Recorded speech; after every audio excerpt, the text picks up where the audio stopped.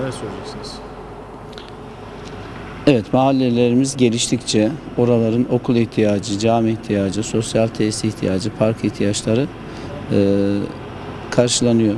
Şu anda da TOKİ 1+1 Malazgirt mahallemizde inşaatı devam eden camimizde incelemelerde bulunduk.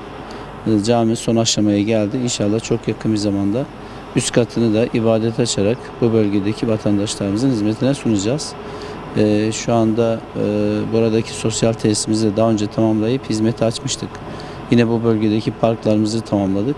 Şimdi de camimizi tamamlayarak buradaki vatandaşlarımızın ihtiyacını sunacağız.